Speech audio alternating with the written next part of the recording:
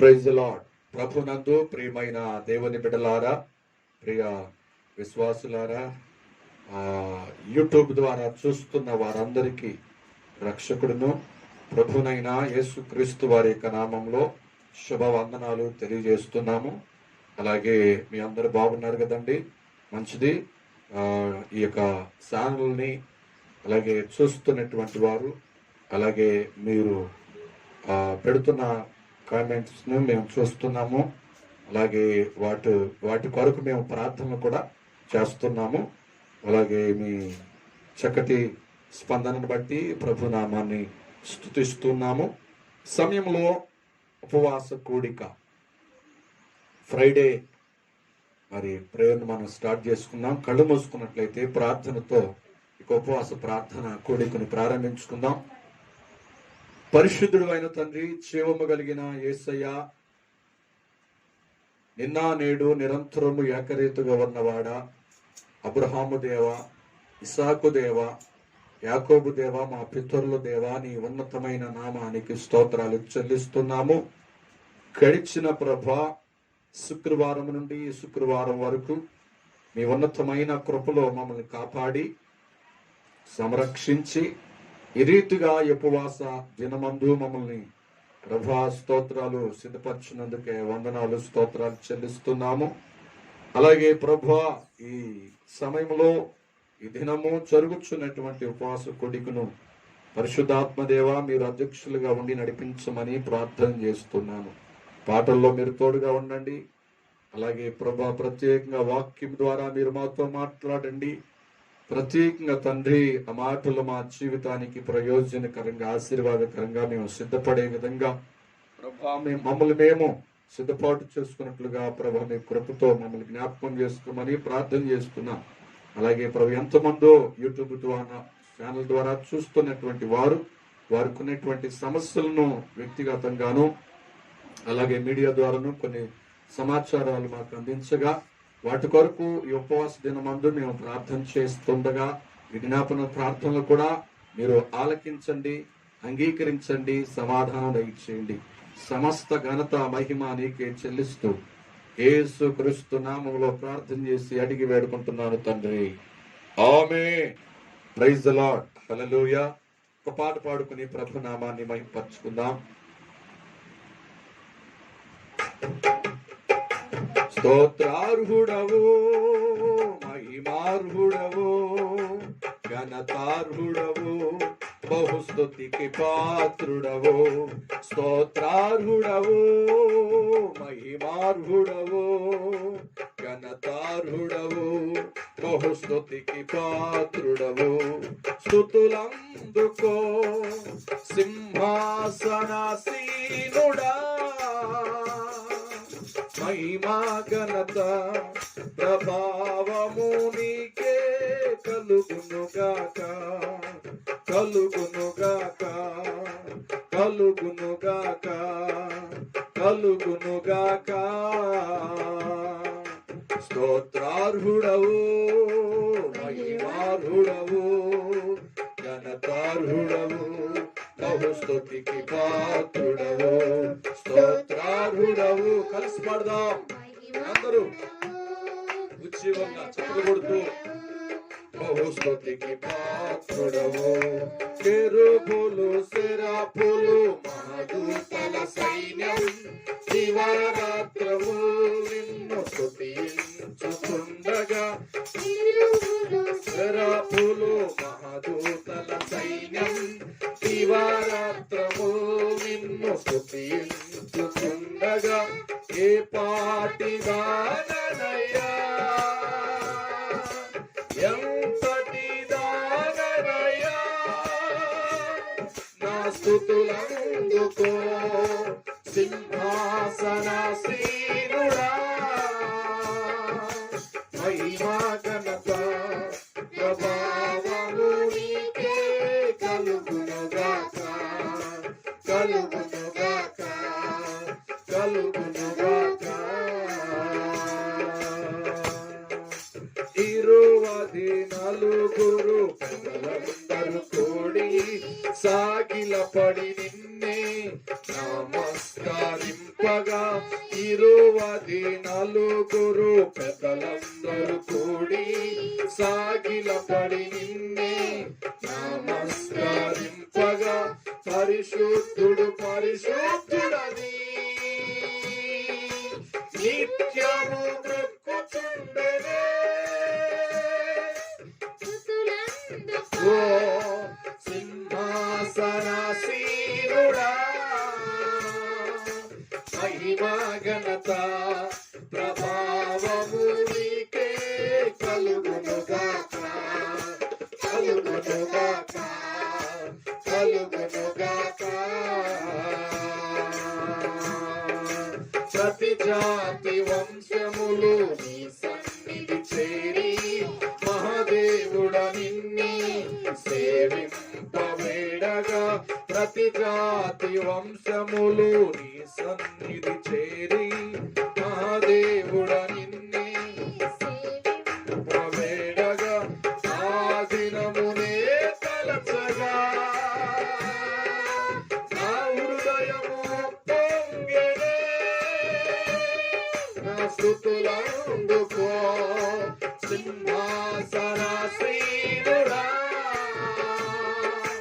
మహిమా ఘనత ప్రభావము నీకే కలుగునుగాక కలుగునుగాక కలుగునుగాక. స్తోత్రార్హుడవు ఆమె మహిమార్హుడవు ఘనతార్హుడవు బహు స్తుతికి పాత్రుడవు స్తోత్రార్హుడవు యేసయ్యా ఘనతార్హుడవు బహు స్తుతికి పాత్రుడు. అనుభవాయి మన స్తుతులందుకో సింహాసనాసీనుడా ఆమేన్ యేసయ్యా మహిమా ఘనత ప్రభావము నీకే కలుగునుగాక కలుగునుగాక కలుగునుగాక. హల్లెలూయా దేవునికి మహిమ కలుగునుగాక. Praise the Lord. మరొక పాట పాడుకుని కలిసి ప్రభు నామాన్ని మహింపడదాం.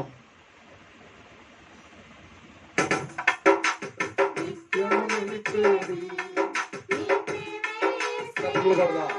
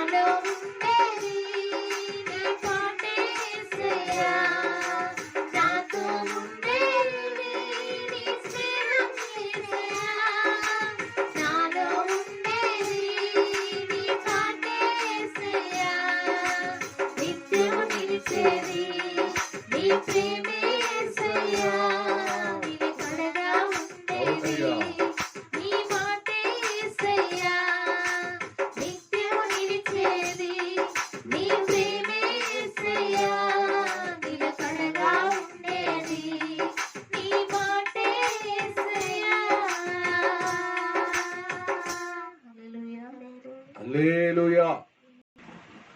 Praise Lord. ఒక పాట పాడుకొని దేవుని నామాన్ని మహిమపడదాం. చెమగిల్లు కళ్ళలోన కన్నీరెంత కాలం, కష్టాల వాటలోనే సాగదు పయనం. చెమగిల్లు కళ్ళలోన కన్నీరెంత కాలం, కష్టాల వాటలోనే సాగదు పయనం. విడుదల సమీపించెను, నగు వెలుగు ఉదయించెను. విడుదల సమీపించెను, నీకు వెలుగు ఉదయించెను. చెమ్మగిల్లు కళ్ళలోన కన్నీరంత కాలం, కష్టాల బాటలోనే సాగదు పయనం.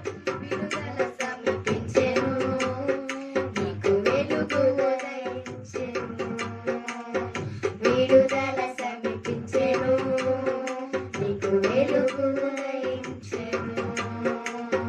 చెమ్మగిల్లు కళ్ళలోన కన్నీరంత కాలం, కష్టాల బాటలోనే సాగదు పయనం.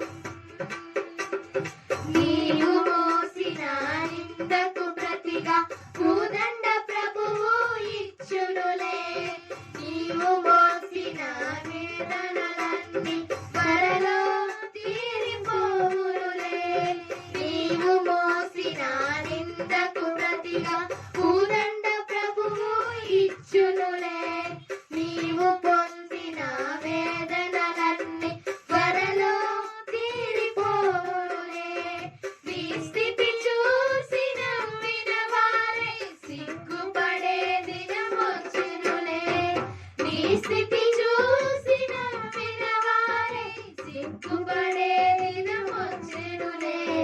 విడుదల సమీపించెను, నీకు వెలుగు ఉదయించెను. విడుదల సమీపించెను, నీకు వెలుగు ఉదయించెను. చెమ్మగిల్లు కళ్ళలోన కన్నీరంత కాలం, కష్టాల బాటలోనే సాగదు పయనం.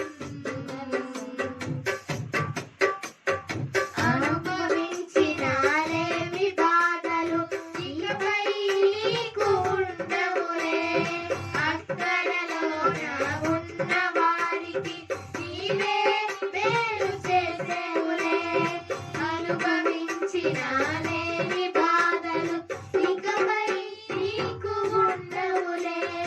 అక్కరలోన ఉన్న వారికి నీవే మేలు చేసేవులే. మొదట నీటికి కొంచెమే ఉన్నా సగకు వృద్ధిని పొందునులే. మొదట నీ స్థితి కొంచెమే ఉన్నా సగకు వృద్ధిని పొందునులే. విడుదల సమీపించెను, నీకు వెలుగు ఉదయించెను. విడుదల సమీపించెను, నీకు వెలుగు ఉదయించెను. చెమగిల్లు కళ్ళలోన కన్నీరంత కాలం, కష్టాల బాటలోనే సాగదు పయనం. విడుదల సమీపించెను, నీకు వెలుగు ఉదయించెను. విడుదల సమీపించెను, నీకు వెలుగు ఉదయించెను. చెమ్మగిల్లు కళ్ళలోన కన్నీరంత కాలం, కష్టాల బాటలోనే సాగదు పయనం. విడుదల సమీపించెను, నీకు వెలుగు ఉదయించెను. విడుదల సమీపించెను, నీకు వెలుగు ఉదయించెను. చెమ్మగిల్లు కళ్ళలోన కన్నీరంత కాలం, కష్టాల బాటలోనే సాగదు పయనం. Praise lord. లేదు ప్రార్థన చేసుకుందాం. పాటలు ముగించబడి తదుపరి వాక్య భాగంలోనికి వెళదాం. పరిశుద్ధుడు అయిన తండ్రి, జీవము కలిగిన యేసయ్య నీకు వందనాలు. ఇప్పుడు వరకు వాయిద్యముల ద్వారా, పాటల ద్వారా, స్వరపేటిక ద్వారా, కరచాలముల ద్వారా మీరు మహిమ తెచ్చుకున్నారు ప్రభా. ప్రత్యేకంగా ఈ ఉపవాస దినమందు నాయన ప్రత్యేకంగా మంచి తరుణంలోనికి మమ్మల్ని తీసుకుని వచ్చారు. వాక్యం ద్వారా మాతో మాట్లాడండి. ఈ దాసునైన నన్ను ప్రభా తండ్రి నీ సిలువ చాటును మరుగు చేయండి. ప్రత్యేకంగా మీడియా ద్వారా అనగా తండ్రి ప్రభు యూట్యూబ్ ద్వారా చూస్తున్న వారిని ప్రత్యేకంగా ఆత్మీయంగా మీరు బలపరచమని ప్రార్థిస్తున్నాను. వినగలిగిన చెవులు, గ్రహించగలిగిన మనస్సును నాకు దయచేయమని ఘనత మహిమ నీకు చెల్లిస్తూ యేసుక్రీస్తు నామంలో ప్రార్థన చేసి అడిగి వేడుకుంటున్నాను తండ్రి, ఆమేన్. దేవుని పరిశుద్ధ నామానికి మహిమ కలుగును గాక. అలాగే మన ధ్యానం కొరకై మరి పరిశుద్ధ గ్రంథమైనటువంటి బైబిల్లో నుండి మొదటి తెస్సలోనికీయులకు రాసిన పత్రిక 4వ అధ్యాయము 16వ వచనాన్ని మనం జ్ఞాపకం చేసుకుందాం.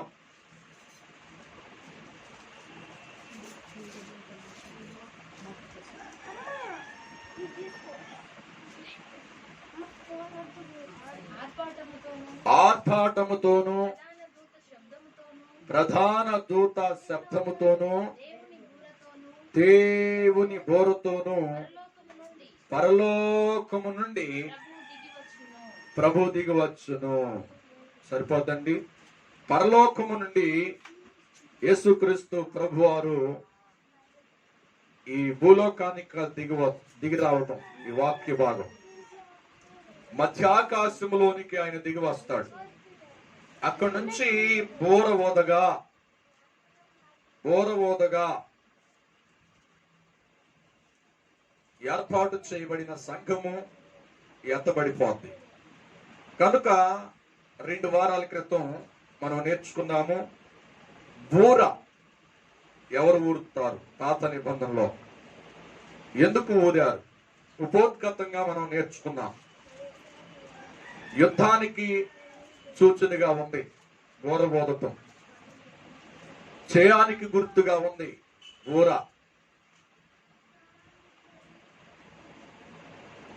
ఎవరు ఊదాలి? అహరోను వంశం వారు మాత్రమే ఊదేవాళ్ళు. తరువాత మూడవది ఏంటంటే, నెల ఆరంభం రోజున ఇశ్రాయేలు యొక్క వాడికి ఏమిటంటే, నెల ప్రారంభం అవుతుండగా వారు బోధలు ఊదేవాళ్ళు. ఎందుకు అంటే, గడిచిన నెలంతా ప్రభు మమ్మల్ని కనికరించి కాపాడాడు అని స్తుతి బోరను ఊదేవాడు. కృతజ్ఞతగా దేవునికి గంభీరంగా ఊదేవాడు. దాని గురించి ఉపోద్ఘాతంగా గడిచిన వారములలో మనం మాట్లాడుకున్నాం. దేవుని బోర గురించి మాట్లాడుకుంటున్నాం. దేవుని బోర ఊదగా సంభవించే, ఆ బోర మ్రోగగా సంభవించే 8 కార్యాలు. దానిలో 3 విషయాలను 3 పాయింట్లు మనం జ్ఞాపకం చేసుకున్నాము. 3 పాయింట్లలో 3 పాయింట్లను ఒక్కసారి గుర్తు చేసుకుందాం. 1, బోర ఊదగా పరిశుద్ధాత్ముడు పైకి వెళ్ళిపోతాడు. పరిశుద్ధాత్ముడు ఎప్పుడు వచ్చాడు? క్రీస్తు శకం 33.5 సంవత్సరాల 34వ సంవత్సరంలో యేసు పైకెత్తబడిన తర్వాత, ఆయన ఎత్తబడిన తర్వాత 50వ దినమున సంఘము కూడుకోగా పరిశుద్ధాత్మకు కనిపెట్టగా పరిశుద్ధాత్ముడు ఈ భూమి మీదకి వచ్చాడు. అపోస్తుల మీద రాలాడు. అది మొదలుకుని ఈ రోజు వరకు ఉన్నాడు. పరిశుద్ధాత్ముడు చేసే కార్యాలు ఏమిటి? ఆయన ఇక్కడే ఉంటూ సంఘాన్ని నడిపిస్తున్నాడని, సంఘాన్ని బలపరుస్తున్నాడని, సంఘాన్ని కాపాడుచున్నాడని, సంఘాన్ని రాకడ కొరకు సిద్ధపరుస్తున్నాడని, సంఘ సేవకుల్లో నుండి పరిశుద్ధాత్ముడు ఏది కావాలో సంఘానికి బోధిస్తున్నాడని మనం నేర్చుకున్నాం. మొదటిగా, ఆయన వెళ్ళిపోతే ఎవరు నడిపిస్తారు? ఎవరు నడిపించడానికి అవకాశం లేదు, పరిశుద్ధాత్ముడు. రెండవది, ఆయన వెళ్ళిపోతూ సంఘాన్ని కూడా తీసుకుని వెళ్ళిపోతాడు. పరిశుద్ధాత్ముడు వెళ్ళిపోతూ ఎత్తబడుతూ సంఘాన్ని కూడా తీసుకుని వెళ్ళిపోతాడు అని మనం నేర్చుకున్నాం. రెండవది. మూడవది ఏమిటంటే, కృపాయుగం అనగా కృపాకాలం ముగించబడుతుంది. ఇక కృపాకాలము, కృపాయుగం ముగించబడితే ఆ పరిణామం చాలా భయంకరంగా ఉంటది, చాలా ఘోరంగా ఉంటది. అది వర్ణించదగినటువంటిది కాదు. అంత భయంకరమైనటువంటిదిగా ఆ దినాలు ఉంటాయి. కనుక ఈ కృపాయుగం గురించి వచ్చినప్పుడు దేవుడు భూమి పుట్టించినది మొదలుకొని ఇప్పుడు సంఘం ఎత్తబడి సంఘం దిగివచ్చి మరలా మధ్యాకాశంలో విందు చేయబడి మరలా వచ్చి మరలా ఒక నిత్యత్వంలోకి వెళ్ళేంత వరకు 10 యుగాలు మనం నేర్చుకున్నాం. వాటిని గుర్తు చేయని అవసరంలా మీకు బాగా గుర్తు పెట్టుకున్నారని నేను నమ్ముచున్నాను, విశ్వసిస్తున్నాను. హల్లెలూయా. కనుక ఈ కృప ఎప్పుడు ప్రారంభమైంది, కృప ఎప్పుడు వచ్చింది? యేసుక్రీస్తు ప్రభు రాకముందు కృప ఉంది. తండ్రి అయినటువంటి దేవుడు కృపను అనుగ్రహిస్తున్నాడు ఈ భూమి మీద ఉన్న మనుషులకి. అయితే ఆ కృప ఎప్పుడు సంపూర్ణముగా మరి ఈ భూమి మీదకి సంపూర్ణంగా మరి వచ్చింది అని అంటే యేసుక్రీస్తు ప్రభు వారు వచ్చుట ద్వారా, యేసుక్రీస్తు ద్వారా ఏమండి, యేసుక్రీస్తు ప్రభు కృపను తీసుకుని వచ్చాడు ఈ లోకానికి. తండ్రి దగ్గర ఉన్న కృపని ఈ లోకానికి తీసుకుని వచ్చాడు. ఎందుకు ఆ కృప అంటే అది ఎక్కడుండేది, ఎక్కడ ప్రారంభమైంది ఆ కృప అంటే యేసుక్రీస్తు ద్వారా ఈ భూమి మీదకి, భూమి మీద ఉన్న ప్రజల మీదకి సంపూర్ణముగా అది కృపగా యేసుక్రీస్తు పట్టుకుని వచ్చాడు. ఎందుకనంటే దేవుని ఉగ్రత మనిషి మీద రాకుండా, దేవుని ఉగ్రత మనిషి మీద ప్రబలకుండా ఆపడానికి తండ్రి అయినటువంటి దేవునికిని మనుషులకును మధ్యవర్తిగా ఉండడానికి యేసుక్రీస్తు ప్రభు మరి కృపను తీసుకుని వచ్చాడు. ఆ కృపను బట్టి మనుష్యుడు బ్రతకగలుగుతున్నాడు. యేసుక్రీస్తుని అంగీకరించకపోయినా, యేసుక్రీస్తుని అంగీకరించి యేసులో సాగిపోతున్నప్పటికీ కృప ఉచితంగా అనుగ్రహించబడుతుంది. కారణం ఏమిటంటే ఈ రోజున మనం చూస్తే చాలా మంది ప్రతి మానవులు ఈ రోజున మరి విరోధంగాను విచ్చలవిడిగా అనేక రకాల కార్యాలు ఈ లోకంలో జరుగుతున్నాయి.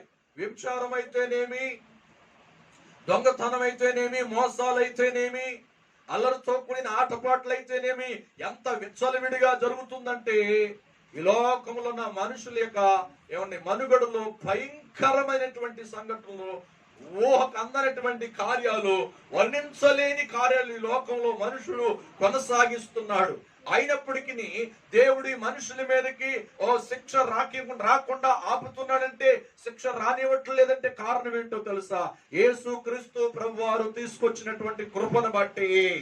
ఆ కృప ఇంకనూ ఉన్నది కనుకనే, ఆ కృపాకాలం ఇంకనూ ఉన్నది కనుకనే ఈ రోజున మనుషుడు ఎన్ని రకాలుగా పాపాలు చేస్తున్నప్పటికీ దేవుని ఉగ్రత పాత్ర దేవుడు కుమ్మరించకపోవడానికి కారణం ఏమిటంటే యేసుక్రీస్తు ప్రభు వారు వస్తూ ఆయన కృపను తీసుకుని వచ్చాడు. ఆ కృపని విడిచిపెట్టి వెళ్ళాడు ఆయన. ఎందుకంటే పరిశుద్ధాత్ముడు ఉన్నాడు, కృప కూడా ఉంది. పరిశుద్ధాత్ముడు ఎత్తబడిపోతే కృప కూడా వెళ్ళిపోతుంది, కృపాకాలం కూడా ముగించబడుతుంది. కనుక మనం జ్ఞాపకం చేసుకుంటే కృప ద్వారా మనము రక్షించబడుతున్నాం, కృప ద్వారా మనం పిలువబడ్డాం, కృప ద్వారా మనం విశ్వాసంలోనికి వచ్చాం, కృప ద్వారా మనము దేవుని సన్నిధికి రావడానికి అవకాశం కలుగుతుంది. మనం జ్ఞాపకం చేసుకుందామా కృప గురించి?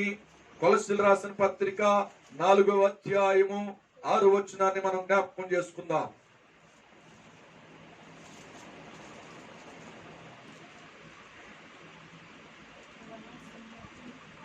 చదువుదామా? 4:6 వచనం. ప్రతి మనుషునికి అదిగో ఎవరికి ఎవరితో ఎలా మాట్లాడాలో అది మీరు తెలుసుకున్నటకై మీ సంభాషణ ఉప్పు వేసినట్లు ఎల్లప్పుడు రుచిగలదిగాను కృపా సహితముగాను ఉండాలి. దేవుని సన్నిధిలో ఒక క్రైస్తవుడు, ఒక సేవకుడు మాట్లాడుచున్నాడంటే అది కృపను బట్టి మాత్రమే, కృప ద్వారా మాత్రమే. ఇంకా మనం మాట్లాడుకుంటే గలతీయులకు రాసిన పత్రిక 1వ అధ్యాయం 6వ వచనాన్ని కూడా మనం జ్ఞాపకం చేసుకుందాం కృప గురించి. గలతీయులకు రాసిన పత్రిక 1:6.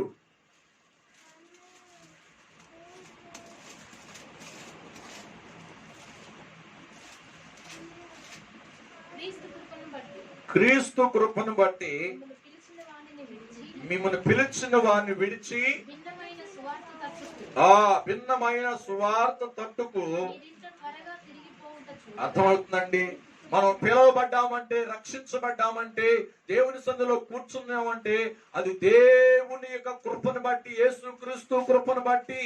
ఆ కృపని నిరర్థకము చేయకూడదు కనుక అంటున్నాడు ప్రభు, మనం పిలువబడ్డామంటే, సేవ చేస్తున్నామంటే, ప్రార్థన చేస్తున్నామంటే, దేవుని సన్నిధిలో దర్శనములు చూస్తున్నామంటే, దేవుడు మనల్ని పిలుచుకున్నాడు. ఎలా పిలిచాడు అంటే ఆయన కృప చేత మనం పిలువబడ్డాం. మనం మాట్లాడుచున్నామంటే కృప చేత మాట్లాడుచున్నాము. కృప చేత ప్రత్యుత్తరం ఇవ్వగలుగుతున్నాం. కృప ఎంతగా మనల్ని హెచ్చిస్తుందో, కృప ఎంతగా ఉన్నత స్థితిలోనికి మారుస్తుందో, అంటే కృపను మనం కలిగి జీవించాలని దేవుని వాక్యాలు తెలియజేస్తూ ఉన్నాయి. అలాగే మనం జ్ఞాపకం చేసుకుంటే కృప గురించి ఈ రోజున భయంకరమైనటువంటి నరహత్యలు, భయంకరమైనటువంటి అల్లరితో కూడిన ఆటపాట్లు, భయంకరమైనటువంటి వ్యభిచారంతో కూడినటువంటి దందాలు ఎన్నో జరుగుతూ ఉన్నప్పటికీ దేవుని ఉగ్రత ఎందుకు ఈ ప్రపంచం మీదకి రాకుండా ఆగిపోతుందంటే, యేసుక్రీస్తు ప్రభు తండ్రి అయినటువంటి దేవునికి మానవులకి మధ్యవర్తిగా ఆయన నిలబడ్డాడు. ఆయన వస్తూ కృపను తీసుకుని వచ్చాడు. ఆ కృప ద్వారానే తండ్రి ఏదైనా శిక్షను తీసుకురావాలి అంటే అది ఎవరి మీదకి వెళుతుందంటే యేసుక్రీస్తు ప్రభు మీదకు వెళ్ళిపోయింది. కనుక ఇప్పుడు మనం కృప చేత కనుకరించబడుతున్నాం, కృప చేత దేవుని సన్నిధిలో రక్షించబడుతున్నాం, కృప చేత మనం దేవుని సన్నిధికి పిలువబడుతున్నాం, కృప చేత మనం ఆదరించబడుతున్నాం, కృప చేత మనం బలపరచబడుతున్నాం, కృప చేత మనం భద్రము చేయబడుతున్నాం. కృప ఎంతగా మనల్ని హెచ్చిస్తుంది అంటే, కృప ఎంతగా మనల్ని కాపాడుతుంది అంటే, అట్టి కృప ఈ కృపా యుగములో, కృపా కాలములో మనం వర్ధిల్లాలని, దేవుని సన్నిధిలో ఆత్మీయంగా ఎదగాలని దేవుడు యేసుక్రీస్తు ప్రభువుల వారు కృపను విడిచిపెట్టి వెళ్ళాడు. హల్లెలూయా, హల్లెలూయా. అదే కాకుండా మనం అభివృద్ధి అవ్వాలన్న కృపయే. అందుకంటాడు పేతురు 2వ పత్రిక 3వ అధ్యాయం 18వ వచనంలో చక్కగా రాస్తాడు. అపోస్తుడైనటువంటి పేతురు 2వ పేతురు పత్రిక 3వ అధ్యాయం 18వ వచనం.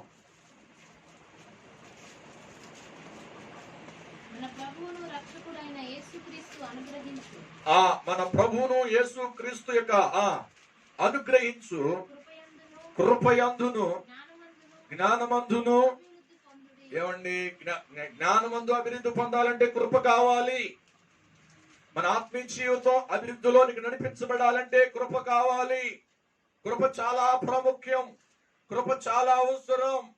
Praise the lord. ఈ రోజున మంచి దైవజనులు మంచి ఉన్నత స్థితిలోకి వెళ్ళారంటే కృపను బట్టియే. ఈ రోజున పాపం విడిచిపెట్టి ప్రభు సన్నిధిలో మనం ప్రభుని పరిపూర్ణముగా ఆరాధిస్తున్నామంటే అది కృపను బట్టి. కృప చాలా ప్రాముఖ్యమైనటువంటిదిగా మనకు కనబడుతుంది. అభివృద్ధి చేసేది కృపే, రక్షణలు తీసుకొచ్చేది కృపే, మనం విశ్వసించేటట్లుగా చేసేది కృపే, మనం సంపూర్ణ స్థితికి మార్చేది కృపే. దేవుని రాకడ కొరకు కనిపెట్టడానికి ఒక మనస్సును సిద్ధపరిచేది కూడా కృపయే. హల్లెలూయా, హల్లెలూయా. అందుకంటాడు పేతురు మొదటి పత్రికలో 2వ అధ్యాయం 9వ వచనం కూడా మనం జ్ఞాపకం చేసుకుంటే చక్కటి మాటలు అక్కడ రాయబడుతూ ఉంటాయి. చదువుదామా కృప గురించి.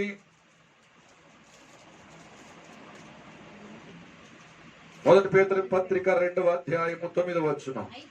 అయితే మీరు చీకటిలో నుండి ఆశ్చర్యకరమైన తన వెలుగులోనికి మిమ్మల్ని పిలిచిన గుణాతిశయములను ప్రచురం చేయు నిమిత్తము ఏర్పరచబడిన వంశమును, రాజులైన యాజక సమూహమును, పరిశుద్ధ సమూహమును. ఆదుగదుగండి, కృప చేత ఆయన సొత్తుగా మారేము, పరిశుద్ధులైన జనులుగా మారేము. ఆయన యొక్క గుణాతిశయములు ప్రచురము చేయడానికి ఆయన కృపతో మనల్ని పిలిచాడు ఆయన. హల్లెలూయా, హల్లెలూయా. అదే కాకుండా అపోస్తుల కార్యములో కూడా చక్కగా రాస్తాడు కృప గురించి. 18వ అధ్యాయం 27వ వచనాన్ని మనం జ్ఞాపకం చేసుకున్నామా? తరువాత అతడు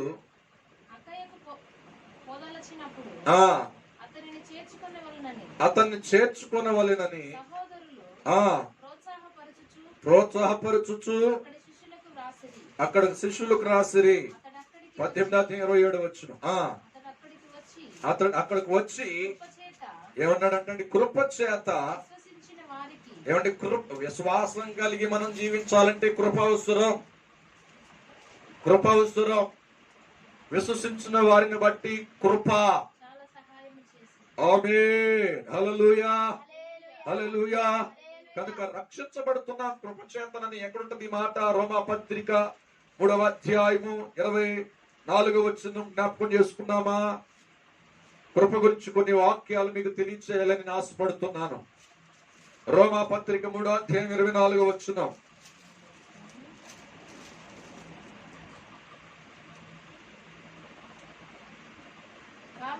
కాబట్టి నమ్మువారు ఆయన కృప చేతనే. సరిపోద్దండి. మనం నమ్మేటట్లుగా మనసు చేస్తుంది అంటే, మన మనసు ప్రోత్సహిస్తుందంటే దానికి ముందు దేవుని కృప, యేసు క్రీస్తు కృప. హల్లెలూయా, హల్లెలూయా. అట్టి కృప. అదే కాకుండా గలతీయులకు రాసిన పత్రిక 1:15 కూడా మనం జ్ఞాపకం చేసుకున్నాం కృప గురించి.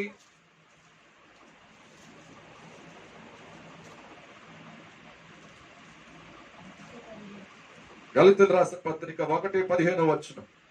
చాలా వాక్యాలు ఉన్నాయి, కొన్ని వాక్యాలు మాత్రమే నేను ఈరోజు చెప్పాలనుకున్నా. అయితే అయినను తల్లి గర్భమునందు పడినది మొదలుకొని నన్ను ప్రత్యేకపరిచి తన కృప చేత నన్ను, ఒక పిలుపు రావాలంటే కృప కావాలి. మనం దేవుని విశ్వసించాలంటే కృప అవసరమై ఉంది. అంతేనండి. మనం రక్షించబడామంటే అది కృప ద్వారానే. మనం బలపరచబడుతున్నామంటే కృప ద్వారానే. కృపా వరముల చేత వాడబడుతున్నామంటే కృప ద్వారానే.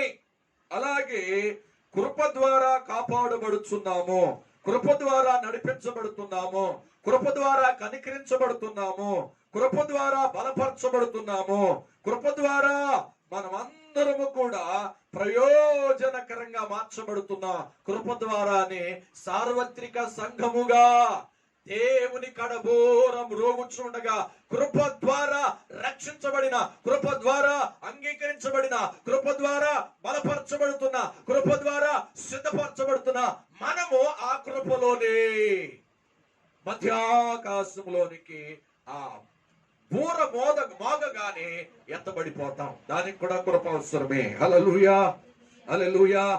ఊర మ్రోగగానే మనం వెళ్ళిపోతాం. వెళ్ళిపోగానే ఏమవుతుందంటండి?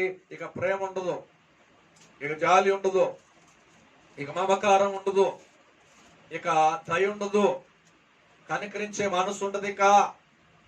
ఇక భయంకరమైనటువంటి సమస్యలు ఎదుర్కోవాలి.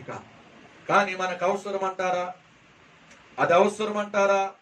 కనికరం లేని జీవితం రాబోతున్న దినాలలో, కృపాకాలం యుగం ముగించబడుతున్న ఆ సమయంలో పరిశుద్ధాత్ముడు ఎత్తబడిపోయిన తర్వాత సంఘము కొరకున్న పరిశుద్ధాత్ముడు సంఘాన్ని తీసుకుని వెళ్ళిపోతున్నప్పుడు కృపాయుగం ముగించబడితే ఇంకేం ప్రారంభం అవుతుంది అంటండి? జాలి ఉండదు, కనికరం ఉండదు, దయ ఉండదు, ప్రేమ అనేది ఉండదు. ఇక మొత్తం కూడా కక్షలే, కోపమే, ద్వేషమే, దేశం మీద ఒక దేశం కోపం, దోసుకొనడం, చంపుకొనడం, నరుక్కొనడం, పొడుచుకొనడం, ఇవన్నీ జరుగుతాయి. ఎందుకంటే అప్పుడు కృపకాలం ఉంది కాబట్టి, కృపలో ఉన్నాం కాబట్టి, కృప విడిచిపెట్టలేడు కాబట్టి, పరిశుద్ధాత్ముడు ఉన్నాడు గనుక, సంఘం ఉన్నది గనుక, ప్రార్థించే భక్తులు ఉన్నారు గనుక, సంఘాన్ని సిద్ధపరిచే పరిశుద్ధాత్ముడు ఉన్నాడు గనుక, విడిచిపెట్టి వెళ్ళిన కృప ఉంది గనుక అప్పుడు వరకు మనం కనుకరించబడుతున్నాం. ఇప్పుడు ఎప్పుడైతే ఆ ఘోరం రోగగానే పరిశుద్ధాత్ముడు వెళ్ళిపోతూ సంఘాన్ని తీసుకువెళ్ళిపోతే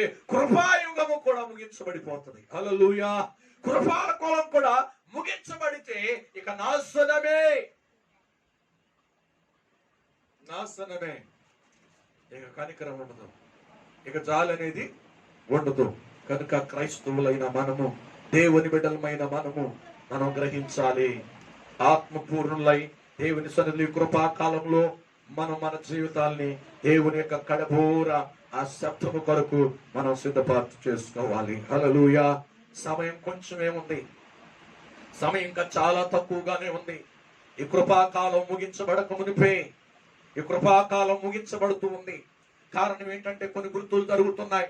యెరూషలేములో దేవుని మందిరము కట్టడానికి ఇశ్రాయేలు సిద్ధపడుతున్నారు. దానికి బెంజమిన్ అనేటువంటి ఒక అధ్యక్షుడు, యెరూషలేము అనగా ఇశ్రాయేలు అధ్యక్షుడు గ్రీన్ సిగ్నల్ ఇచ్చేశాడు. యుద్ధం చేసుకోవచ్చు అని సిగ్నల్ ఇచ్చాడు. యుద్ధం ఆరంభమవుతుంది. యెరూషలేములో యుద్ధం జరుగుతుంది. యుద్ధం జరుగుతుంది అంటే ఆయన దేవాది దేవుడు, తండ్రి అయిన దేవుడు తన ప్రజల పక్షంగా ఉండి ఆ యుద్ధంలో వారికి గెలుపునిస్తాడు. ఆ యుద్ధంలో గెలుచుకుని ఆ స్థలాన్ని వారు స్వతంత్రించుకుని అదే స్థలంలో మూడో యొక్క మందిరాన్ని కడతారు. ఆల్రెడీ మందిరం కట్టడానికి అన్ని ప్లాన్లు జరిగిపోయి ఆ స్థలంలో యుద్ధము జరిగి ఆ యుద్ధము తాత్కాలికంగా జరుగుతుంది. ఒక బలమైన యుద్ధం జరగబోతుంది. ఆ బలమైన యుద్ధం జరిగితే అక్కడ ఉన్నటువంటి యెరూషలేము మాది అనేటువంటి ప్రజలు, ఇశ్రాయేలుకు వ్యతిరేకంగా ఉన్నటువంటి ప్రజల్ని ఇశ్రాయేలు ఓడించేస్తారు. దేవుని కృపను బట్టి తండ్రి అయినటువంటి దేవుడు వారి పక్షంగా ఉండి విజయాన్ని ఇస్తాడు. వారు దాన్ని చేజిక్కించుకుంటారు. అదే స్థలములు ఏదైతే దేవుని మందిరాన్ని కట్టారో, మొదటిగా సొలొమోను కట్టిన మందిరము, తర్వాత యూదుల కొరకు రోమా చక్రవర్తి కట్టినటువంటి మందిరం ఏదైతే పడగొట్టబడిందో, మూడవ మందిరము కట్టిన తర్వాత ఇశ్రాయేలు ఏదైతే చెదరగొట్టబడిపోయారో వారందరూ కూడా వారు దేవుని మందిరంలో చేయవలసినటువంటి ఆచారాలన్నీ జరుగుతాయి. దోపార్తి వేస్తారు, బలర్పిస్తారు, ఇవన్నీ జరుగుతాయి. కనుక ఈ రోజున మనం చూస్తున్నాం, యెరూషలేములో యుద్ధం ప్రారంభమైంది అంటే దేవుని సన్నిధిలో దేవుని రాకడ అతి సమీపంగా ఉంది. దేవుడు తన బోరను మ్రోగించబోతున్నాడు. కడబోర శబ్దము రాబోతుంది. ఆ పూరం రోగ కానీ యేసునందు నిద్రించిన క్రైస్తవులు మొదట లేస్తారు.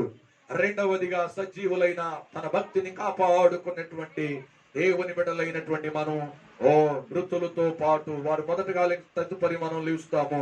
తదుపరి సంఘాన్ని, సార్వత్రిక సంఘాన్ని తీసుకుని 2 గుంపులు వారిని తీసుకుని పరిశుద్ధాత్ముడు వెళ్ళిపోతాడు. హల్లెలూయా, హల్లెలూయా. ఆయన వెళ్ళిపోతే ఇక కృపాయుగం ముగించబడుతుంది. కృపాకాలము సమాప్తి అయిపోతుంది. అప్పుడు ఇంకేమి చేయాలైనా, ఏమి చేద్దామన్నా ఇక ప్రయోజనం అనేది ఉండదు. ఈ అధికారాలన్నీ కూడా సాతాను చేతుల్లోకి వెళ్ళిపోతాయి. సాతాను చేతుల్లోకి వెళ్ళిపోతాయి. కనుక ఈ సబ్జెక్ట్ అయిపోయిన తర్వాత, ఈ బైబిల్ స్టడీ యొక్క దేవుని రాకడ గురించి అయిపోయిన తర్వాత, సాతానుడు ఎలా ప్రత్యక్షమవుతాడు, సాతానుడు ఎలాగా ఈ ప్రజల్ని మోసం చేస్తాడు, సాతానుడు ఎలాగా ప్రపంచాన్ని ఏకదాటిగా చేసి కేంద్రముగా యెరూషలేమును చేసుకుని 7 సంవత్సరాలు 3.5 సంవత్సరాలు సమాధానంగా పరిపాలించి తదుపరి చివరి 3.5 సంవత్సరాలు భయంకరముగా ప్రపంచాన్ని వణికిస్తాడు. దానిలో ఇశ్రాయేలు కూడా మోసపోతారు. ఇవన్నీ తదుపరి కాలంలో రాకడ గురించి, సాతాను పరిపాలన ఎలా ఉంటుందో దాని గురించి నేను వివరించాలనుకుంటున్నాను తర్వాత. హల్లెలూయా, హల్లెలూయా. ఇది మూడవది, కృపాకాలము. కడబోర శబ్దము రోగగా కృపాకాలము ముగించబడుతుంది. సంఘం ఎత్తబడిపోతుంది, పరిశుద్ధాత్ముడు ఎత్తబడిపోతాడు, కృపాకాలం ముగించబడుతుంది. మూడవది. నాలుగవది ఏంటంటే జరిగే సంఘటనలు, రోగగా జరిగే సంఘటనలో నాలుగవది ఏమిటంటే శ్రమలు ప్రారంభమవుతాయి. ఏ శ్రమలవి? సాతానుడు కలిగించే శ్రమలు. Praise the lord. 7.5 సంవత్సరాల శ్రమలు ప్రారంభమవుతాయి. కనుక ఈ లోకమును పాడు చేయడానికి, లోకమును అధికారం చేయడానికి సాతానుడు పూనుకునేటువంటి కార్యము బయలుపరచబడుతుంది. ఎప్పుడు సంఘము, పరిశుద్ధాత్ముడు కృపాకాలం ముగించబడిన తర్వాత జరిగేటువంటి పరిణామాలు. నాలుగవది ఏంటంటే బోరబ్రోగగా జరిగేటువంటి 8 కార్యాల్లో నాలుగవది శ్రమలు ప్రారంభమవుతాయి. ఆ శ్రమలు ఎలా ఉంటాయి అంటే 7 సంవత్సరాల శ్రమలుగా ఉంటాయి. ఈ భూమిలో ఎప్పుడూ కూడా చూడనటువంటి ఆ శ్రమలు ఆ రోగగానే 4వ సంఘటన శ్రమలు ప్రారంభమవుతాయి. ఆదాము మొదలుకుని ఇప్పుడు వరకు ఎప్పుడు కూడా జరగనటువంటి శ్రమలు ప్రారంభమవుతాయి.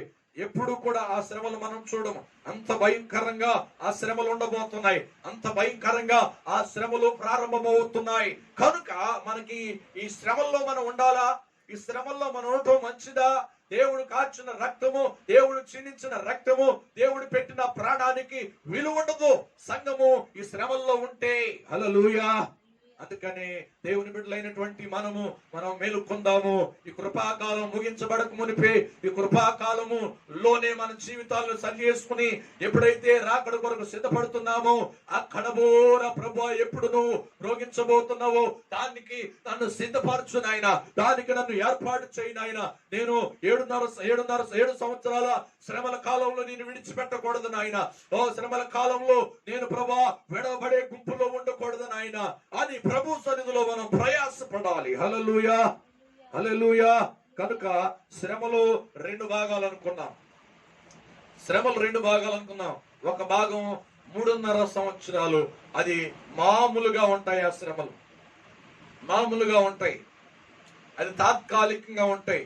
ఏమిటంటే సాతానుడు అంటండి, ఈ కృపాకాలం యుగం ముగించబడిపోయిన తర్వాత సాతానుడు ప్రపంచ దేశాలన్నీ కూడా యుద్ధాలను ప్రకటించుకుంటాయంట. ఏదైతే శత్రు దేశాలు ఉన్నాయో, మనకు దేశము పాకిస్తాన్ ఉంది, పాకిస్తాన్కి ఏమండి అలాగే చైనాకి మన సరిహద్దులు ఉన్నాయి. కనుక ఇప్పుడు పాకిస్తాన్కి మనకి సరిహద్దు ఉంటే ఆ సరిహద్దుల్లో రక్షణ సైన్యాన్ని మన దేశం వాళ్ళు అక్కడ పెట్టారు.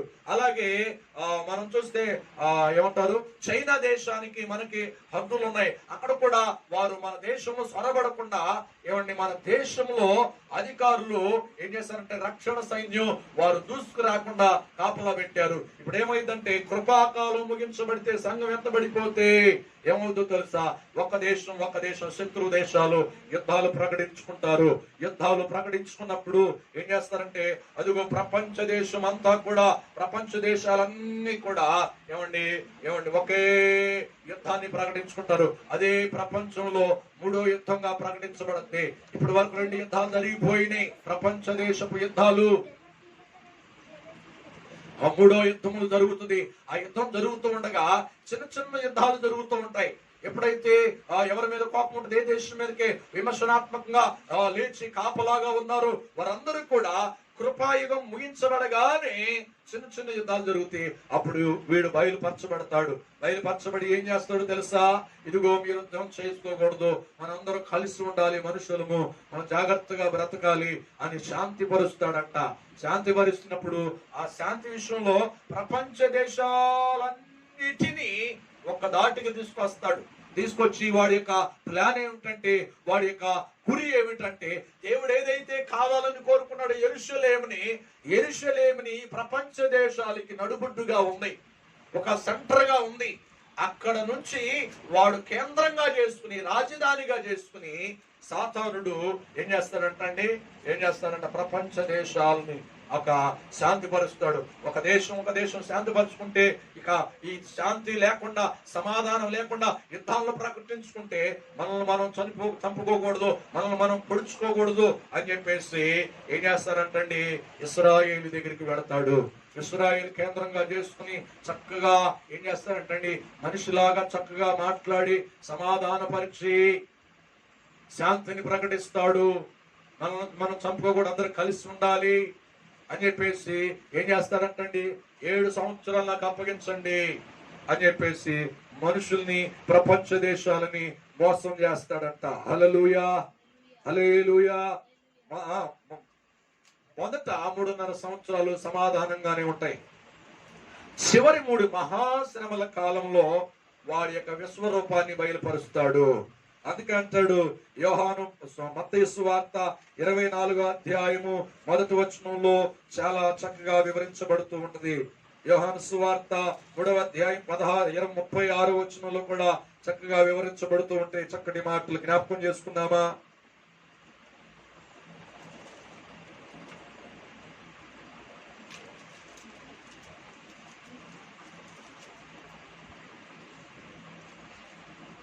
చదవండి. యోహాను మత్తయి సువార్త 24వ అధ్యాయం 1వ వచనం.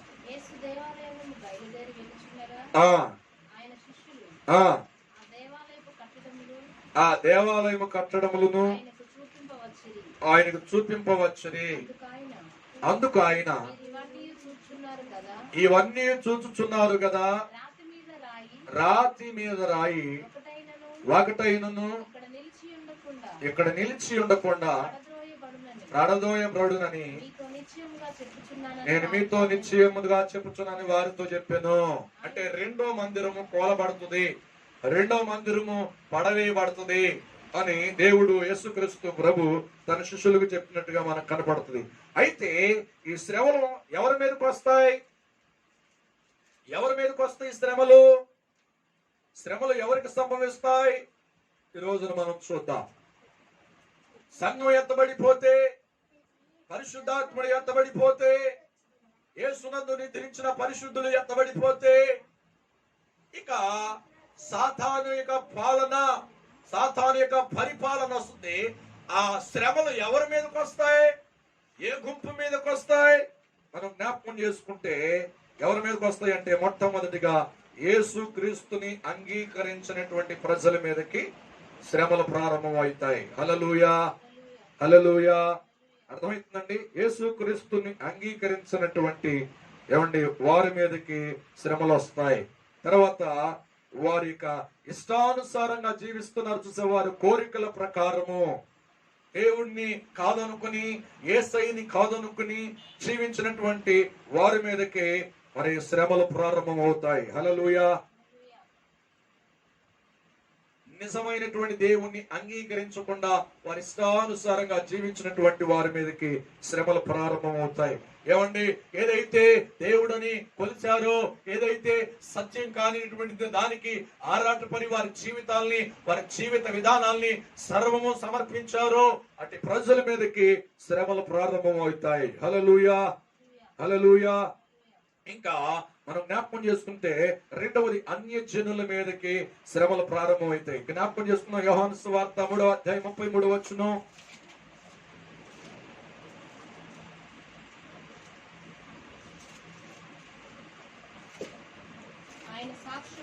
ఆయన సాక్ష్యము అంగీకరించిన వాడు దేవుడు సత్యవంతుడును మాటకు ముద్ర వేసి ఉన్నాడు. ఎలయనగా దేవుడు తాను పంపిన వానికి కొలత లేకుండా ఆత్మను అనుగ్రహించును గనుక ఆయన దేవుని మాటలే పలుకును. ఆ తండ్రి కుమారుడు ప్రేమించున్నాడు గనుక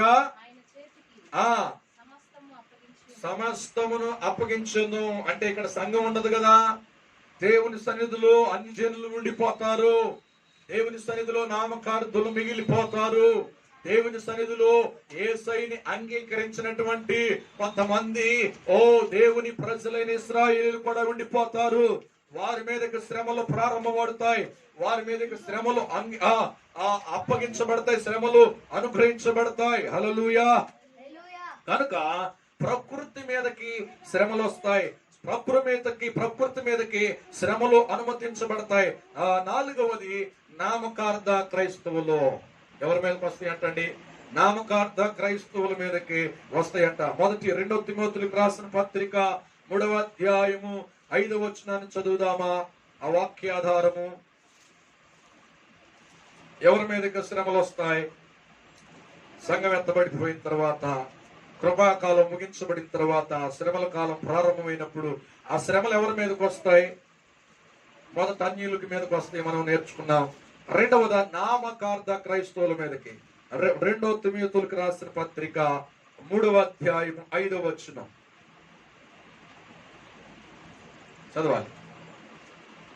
2 తిమోతిలకు రాసిన పత్రిక 3వ అధ్యాయము 5వ వచనం చదువుదామా?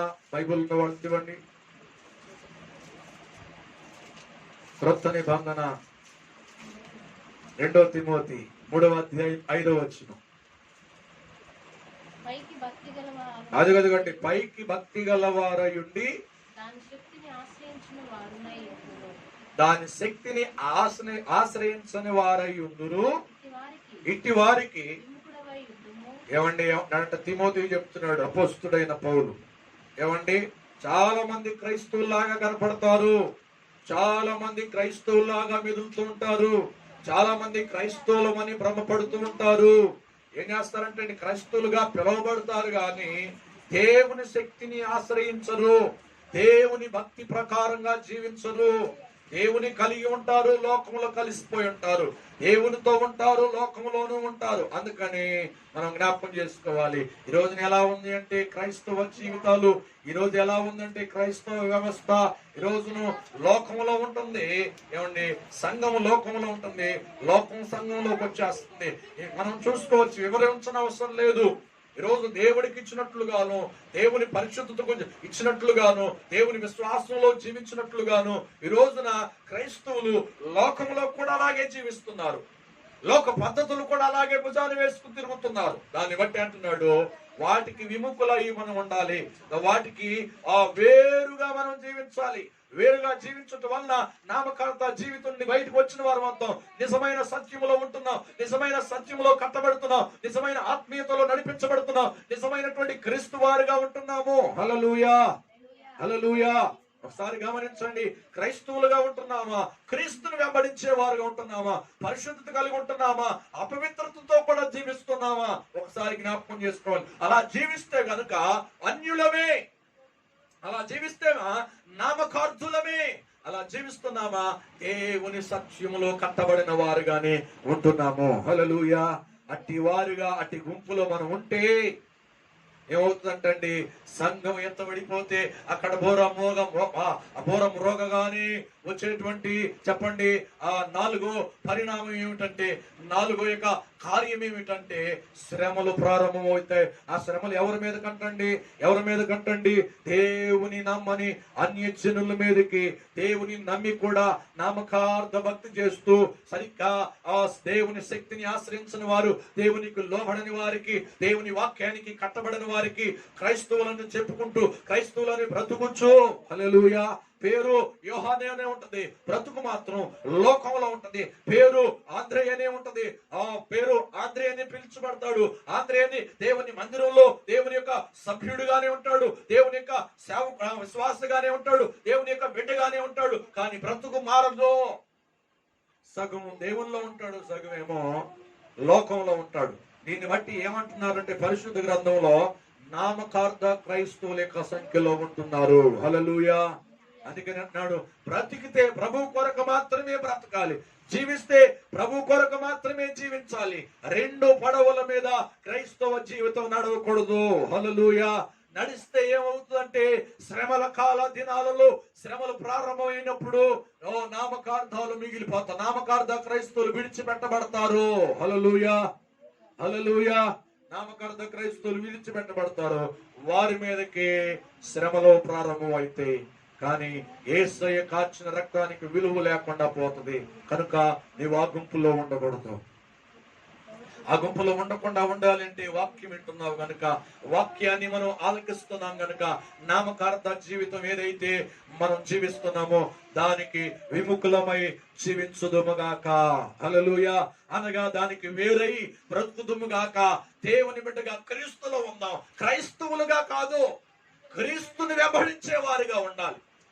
క్రైస్తవ పేరు కలిగి ఉండటం కాదు, క్రీస్తుని ధరించుకున్న వారిగా మనం ఉన్నప్పుడే నామకార్థ జీవితాన్ని మనం విడిచిపెట్టిన వారిగా ఉంటాం. నామకార్థ గుంపులో నుండి మనం ఒక సార్వత్రిక సంఘములోనికి, ఒక వధువు సంఘముగా మనం మార్చబడటానికి, దేవుని బిడ్డలుగా దేవుని యొక్క రాకల్లో కడబోర వినేటట్లుగా పరిశుద్ధాత్ముడు మనల్ని సిద్ధపాటు చేస్తాడు. హల్లెలూయా. చెప్పండి. ఒకటి ఎవరి మీదకి వస్తుందండి, ఎవరి మీద కట్టండి? దేవుని అంగీకరించినటువంటి ప్రజల మీదకి వస్తుంది. రెండవది అన్యజనుల మీదకి వస్తుంది. హల్లెలూయా. దేవుని అంగీకరించినటువంటి వారంటే ఎవరో తెలుసా? ఎవరో తెలుసా?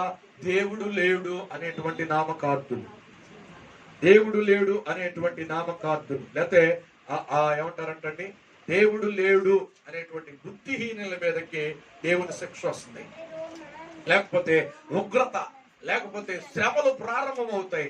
రెండవది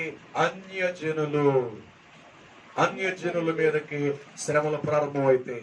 మూడవది నామకార్థ క్రైస్తవుల మీదకి. హల్లెలూయా. ఒక్కసారి జ్ఞాపకం చేసుకో, ఆ గుంపులో నీ ఉన్నావేమో, ఆ గుంపులో నీ జీవితాన్ని కట్టుకుంటున్నావేమో, ఆ గుంపులో నీ జీవితాన్ని కొనసాగిస్తున్నావేమో. ఈ రోజైనా మేలుకొల్పు, ఆ మేలుకొల్పుకుని అనగా దేవుని సన్నిధిలో నిన్ను నీవు సరి చేసుకుని, నిన్ను నీవు సిద్ధపాటు చేసుకుని ప్రభు సన్నిధిలో ఆ గుంపులో నీవు ఉన్నావేమో. ప్రభుకు నీ జీవితాన్ని అప్పగించు. ప్రభా, నా జీవితాన్ని ప్రభు అడుగు, ఒక నిజమైనటువంటి యథార్థమైనటువంటి క్రైస్తవ గుంపులో నేను ఉండాలి అని ప్రభు సన్నిధిలో నామకార్థ జీవితాన్ని విడిచిపెట్టబడితే దేవుని సన్నిధిలో శ్రమలు తప్పించబడతాయి. శ్రమలలో నీ ఉండవు. Praise the Lord. హల్లెలూయా, హల్లెలూయా. కనుక అంటున్నాడు అపోస్తలుడైన పౌలు అంటున్నాడు, ఏమండి క్రీస్తుని నమ్ముకుని, క్రీస్తుని ఎరిగి దాని శక్తిని ఆశ్రయించినటువంటి వారికి విముఖుడవై ఉండు. నామకార్థ క్రైస్తవులకి, నామకార్థ సంఘాలకి, నామకార్థంగా భక్తి చేసే వారికి నీవు దూరంగా ఉండి నీ భక్తిని కాపాడుకో అని అపోస్తలుడైన పౌలు తిమోతికి తెలియజేస్తున్నాడు. నీవు అలాగే ఉండు, నీవు కూడా అలాగే బోధించు అని అంటున్నాడు. ఒక మాట చదువుదాం, అదే మాట మరొకసారి. 2 తిమోతికి రాసిన పత్రిక, అదిగోండి, పైకి భక్తి గలవారయుండి దాని శక్తిని ఆశ్రయించని వారయుందురు, ఇట్టి వారికి విడుదల పొందిన వాడిగా ఉండు. అంటే అర్థం ఏంటి? వీరు ఎలా ఉంటారంటండి? ఎలా అర్థం చేసుకోవాలి? బాప్తిసం తీసుకుంటారు. ఏమండి? బాప్తిసం తీసుకుంటారు, రొట్టె కార్యక్రమంలో ఉంటారు. అంతేనండి, రొట్టె కార్యక్రమంలో ఉంటారు. ప్రతి దానిలో కూడా భుజాన వేసుకుని జీవిస్తారు. ఎలాగంటే మనం జ్ఞాపకం చేసుకుంటే అపోస్తలుడైన పౌలు అంటాడు, ఏమని మాట్లాడతాడంటండి? ఆ 1 కొరింథీయులకు రాసిన పత్రిక అనుకుంటాండి, 6వ అధ్యాయం 10వ వచనం అనుకుంటా, 10-11 వచనంలో ఒకసారి జ్ఞాపకం చేసుకుంటే ఎలా ఉన్నారంట క్రైస్తవులుగా ఇశ్రాయేలు. 1 కొరింథీయులకు రాసిన పత్రిక 11వ అధ్యాయం 6-7 వచనం మనం జ్ఞాపకం చేసుకుంటే, 10వ అధ్యాయం 6వ వచనం 7వ వచనం వరకు 1 కొరింథీయులకు రాసిన పత్రిక. వారు ఆశించిన ప్రకారము మనం చెడ్డవాటిని ఆశించుకున్నట్లు ఈ సంగతులు దుష్టాంతములుగా ఉన్నవి. వారు జనులు తిన్నుటకును, త్రాగుటకును, కూర్చుండి, ఆడుటకు లేచి. నామకార్థ క్రైస్తవులు అంటే ఇలా ఉంటారంటండి. దేవుడు వాగ్దానం చేసిన భూమికి ఇశ్రాయేలు బయలుదేరారు. వీరి గురించి రాస్తున్నాడు అపోస్తలుడైన పౌలు.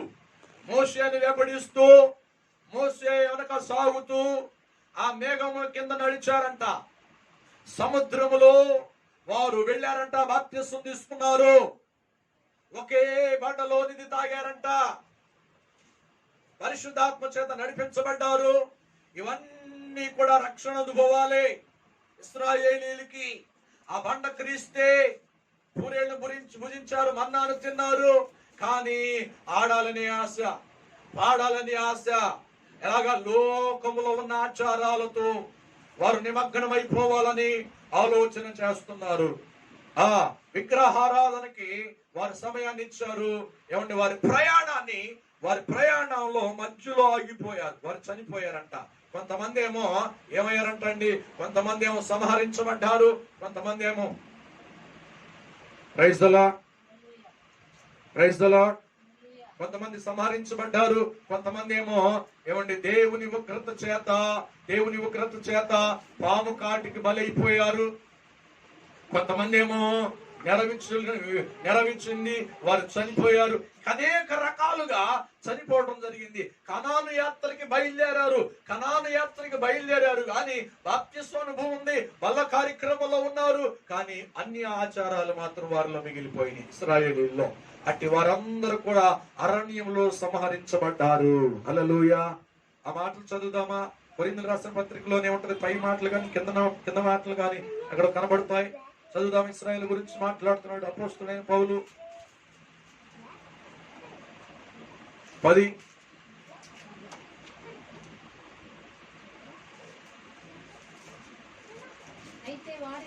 అయితే వారిలో ఎక్కువ మంది ఉండకపోయి ఎట్లా ఉన్నారంటండి? దేవునికి ఇష్టంగా లేరంటండి. వారి ఇష్టానుసారంగా బ్రతికి ఇది నామకార్థ జీవితం కాదా?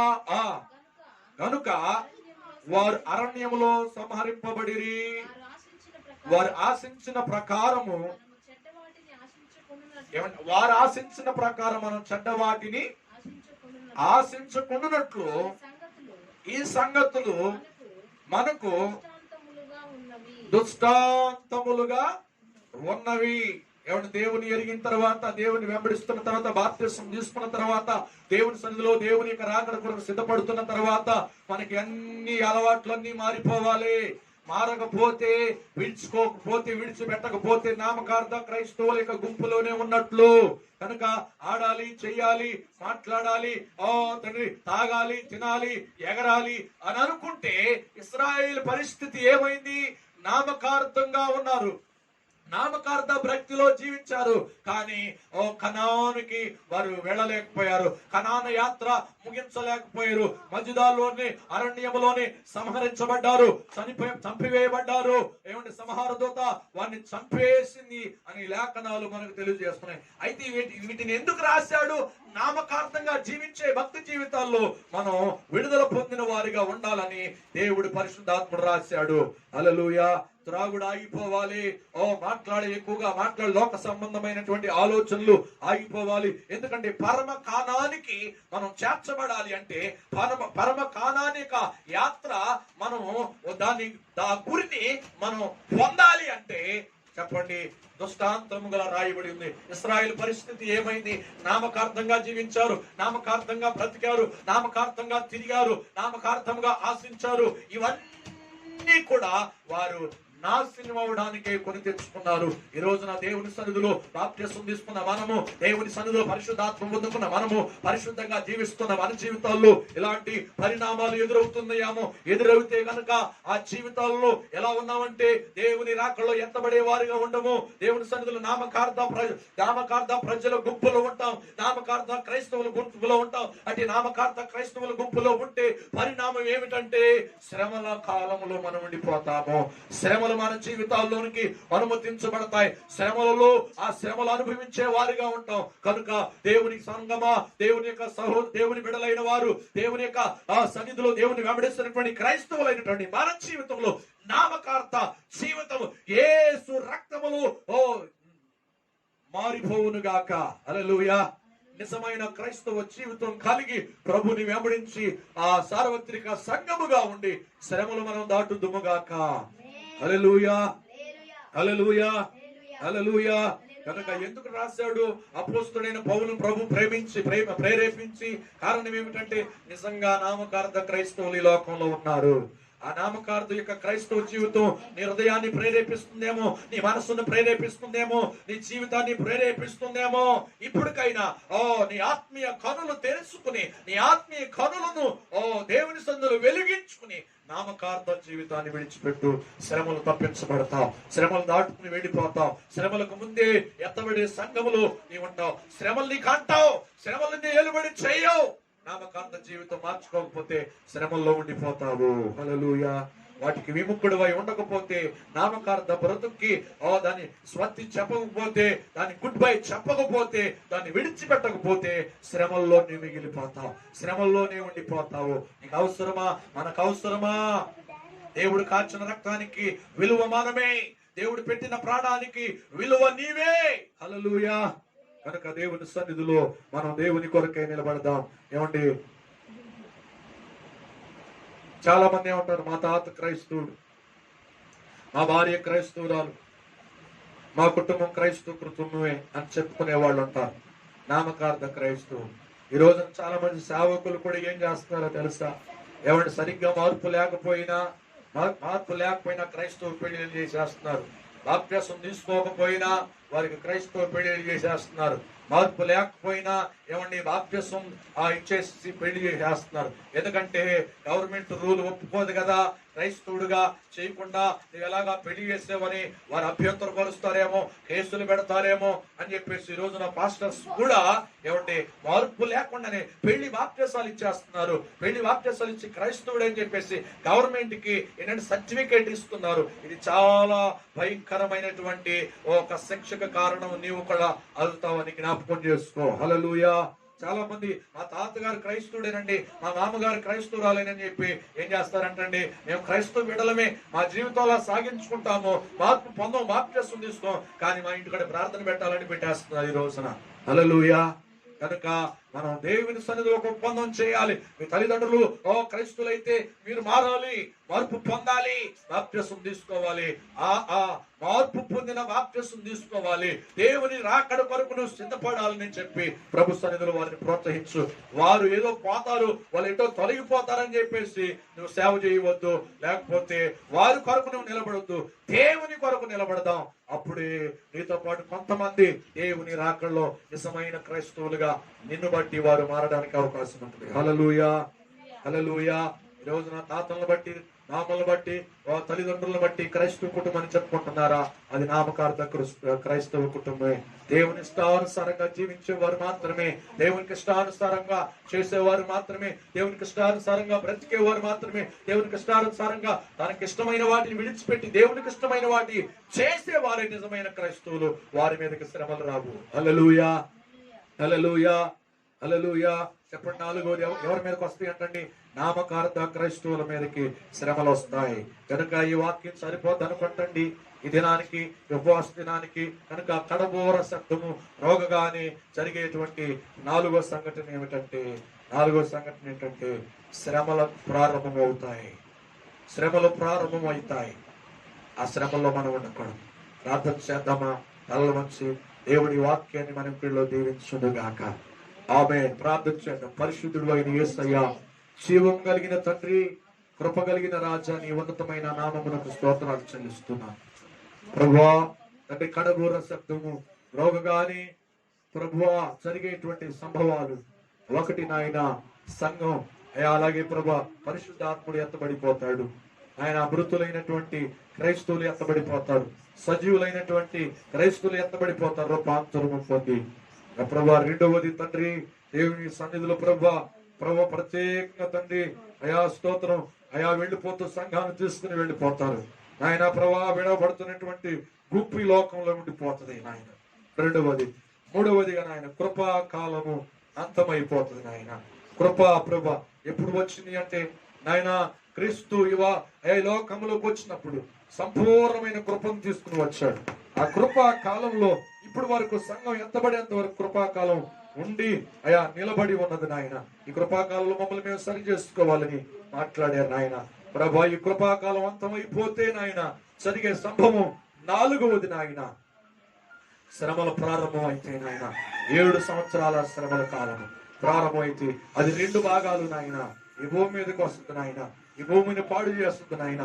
ఈ భూమిలో ప్రభువా తండ్రి స్తోత్రాలు అయా శ్రమలో ఉండిపోతారు. దేవుని ప్రేమ ఉండదు నాయన, దేవుని యొక్క క్షమాపణ ఉండదు నాయన, క్షమించే మనసు ఉండదు నాయన. ఆదాము మొదలుకొని ఇప్పుడు వరకు నాయన సంఘం ఎత్తబడేంత వరకు ఎప్పుడు కూడా శ్రమలు చూడలేదు. అంత భయంకరమైనటువంటి శ్రమలు ఓర్చుకునే వారు ఉండలేరు నాయన. మహాశ్రమలు నాయన. శ్రమలో 2 భాగాలు, 3.5 సంవత్సరాల శ్రమలు, 3.5 సంవత్సరాల మహాశ్రమల కాలం నాయన. ఆ శ్రమల కాలంలో నాయన స్తోత్రాలు నాయన. ఎవరి మీదకి ఆ శ్రమలు అనేది ప్రభా మీరు మాట్లాడారు నాయన. 4వ పాయింట్లో స్తోత్రము ఈ లోకములో నాయన స్తోత్రం తండ్రి దేవుడు లేడనేటువంటి నాయన నాస్తికుల మీదకి శ్రమలు వస్తాయి నాయన. అలాగే తండ్రి రెండవదిగా నాయన దేవుడు లేడు అని చెప్పేవారికి శ్రమలు వస్తాయి. 3వదిగా నాయన అన్య జనుల మీదకి శ్రమలు ఆరంభమవుతాయి నాయన. అలాగే 4వదిగా నాయన నామకార్థ క్రైస్తవుల మీదకి బాప్తిస్మం పొందుకుని సత్యము తెలియకుండా, సత్యమును ప్రభా లోబడకుండా ఆయన ఇశ్రాయేలు ఏ రకంగా అయితే అరణ్య యాత్ర చేశారు నాయన, తినడానికి త్రాగడానికి నాయన ఎగరడానికి ఆశించారు, అరణ్యములో ప్రభా ప్రభు రాలిపోయారు. అలాగే పరమకారానికి యాత్ర చేస్తున్నటువంటి క్రైస్తవుల గుంపు 2 రకాలు ఉంది. ఒకటి నిజమైనటువంటి విశ్వాసపు గుంపు నాయన, ఒకటి నామకార్థ గుంపు నాయన. నిన్ను ఎరిగిన ఆయన స్వస్థతల కొరకు, నిన్ను ఎరిగి అద్భుతాల కొరకు, నిన్ను ఎరిగిన ఆయన లోకం కొరకు బ్రతికేటువంటి వారు అయా నామకార్థులు ఉన్నారు నాయన. ఇశ్రాయేలు ఏ రకంగా అయితే అరణ్యములో కొంతమంది రాలిపోయారో, ఈ రోజున క్రైస్తవ సమాజంగా పిలువబడుతున్న వారిలో కూడా రెండు గుంపులు వారు ఉంటారు నాయన. యథార్థముగా నీ కొరకు బ్రతికేటువంటి వారు, శ్రమలు తప్పించుకుని శ్రమలు రాకమునికే ఎత్తబడిపోయేటువంటి గుంపు ఒక గుంపు ఉంటే, ఆయన శ్రమల్లో విడచిపెట్టబడేటువంటి గుంపు మరొకటి ఉంటుంది. అది నామకార్థ గుంపు. ఆ నామకార్థ గుంపు మీదకే నాయన శ్రమలు వస్తాయి. అయ్యా మా తాత క్రైస్తవుడని, మా భార్య క్రైస్తవులని, మా కుటుంబం క్రైస్తవులని చెప్పుకుని తండ్రి, దేని ఇష్టానుసారంగా కాకుండా, అయా నీ ఇష్టానుసారంగా కాకుండా, వారికి ఇష్టానుసారంగా జీవితాన్ని అయా జరిగించే నామకార్థ క్రైస్తవులు బాప్తిస్మము తీసుకున్న ఆయన సత్యములో నడవకుండా నాయన, అయా నీ సత్యాన్ని గ్రహించక తండ్రి, నిజమైన క్రైస్తవులు జీవించక ఈ లోకం కొరకే భయపడుతూ నీకు భయపడకుండా జీవించేటువంటి వారందరూ కూడా నామకార్థ గుంపులో ఉన్నవారే, నామకార్థ క్రైస్తవులుగా జీవిస్తున్న వారే నాయన. ఆ నామకార్థ గుంపులో నా బ్రతుకున్నదేమో నాయన, నా జీవితం ఉన్నదేమో నాయన, ఒక్కసారి నన్ను జ్ఞాపకం చేసుకుని ఆయన నేను కనుక్కోవడానికి, నేను సరి చేసుకోవడానికి ప్రభా నీ కృపను అనుగ్రహించండి నాయన. నీ కృపతో నన్ను జ్ఞాపకం చేసుకుని ఆయన నాకు బోధించండి నాయన, నాతో మాట్లాడండి నాయన, నన్ను పురుకొల్పండి నాయన. నామకార్థ గుంపులో నేను ఉండకూడదు నాయన, నాస్తికుల గుంపులో నేను ఉండకూడదు నాయన. అయా ప్రభా స్తోత్రాలను, అయా నామకార్థ క్రైస్తవులుగా నేను ఉండకూడదు నాయన. అలా ప్రభా అన్యజనుల గుంపులో నేను ఉండకూడదు నాయన. ఒక్కసారి నన్ను జ్ఞాపకం చేసుకో ప్రభా, నన్ను సరి చేయండి అయ్యా. అయ్యా ఈ బోధ నా కొరకే నాయన, అయ్యా ఈ రాకడ సందేశం నా కొరకే నాయన. నాయన నీకు వందనాలు. నీ కృపలో నన్ను కట్టండి నాయన, నీ కృపలో నన్ను సరి చేయండి నాయన. నామకార్థ బ్రతుడు, నామకార్థ క్రైస్తవుడిగా నేను ఇప్పటి వరకు బ్రతికేనేమో ఆ జీవితాన్ని విడిచిపెట్టాలనుకుంటున్నాను. ఎంతమంది అయితే చేతులు ఎత్తిన ఆయన నామకార్థ బ్రతుకుని విడిచిపెట్టాలనుకుంటున్నారు, నామకార్థమైనటువంటి సుఖంతో కూడిన జీవితాన్ని అయా క్రైస్తవులుగా బ్రతుకుతూ సుఖమైనటువంటి లోక సంపదలు, లోకమైన ఆచారాలు, అలవాటులలో ఎవరు జీవిస్తున్నారు దాన్ని మార్చుకోవాలనుకుంటున్నారు. ఈ వాక్యమిని అతి వారిని ప్రభా సార్వత్రిక సంఘములోనికి మార్చండి నాయన. అయా ప్రభా పూర్ణ హృదయంతో, పూర్ణ మనసుతో నేను ప్రేమించినప్పుడు, వేడినప్పుడు ఆయన వారి పాపములు క్షమిస్తావు కదా. ఆయన ఒప్పుకుంటున్నాను నాయన, నేను శ్రమల్లో విడిచిపెట్టకూడదు అయా, శ్రమల్లో అయా నేను విడవబడకూడదు నాయన, శ్రమలలో నేను ఉండకూడదు నాయన. నామకార్థ జీవితాన్ని అయా నేను కలిగి ఉండకూడదని ఎవరైతే ఒప్పుకుంటున్నారో అటు వారిని కనికరించండి నాయన. సార్వత్రిక సంఘములోనికి చేర్చండి నాయన. ఈ మాటను మా హృదయాలలో నూరంతగా ఫలించేయండి. ఘనత మహిమ నీకే చెల్లిస్తూ యేసుక్రీస్తు నామములో ప్రార్థించి అడిగి వేడుకుంటున్నాను తండ్రి, ఆమేన్. మంచిది, చిన్న ప్రార్థన చేద్దాం. చాలా మంది యూట్యూబ్ ఛానల్లో వారి యొక్క కామెంట్లు పెడుతున్నారు.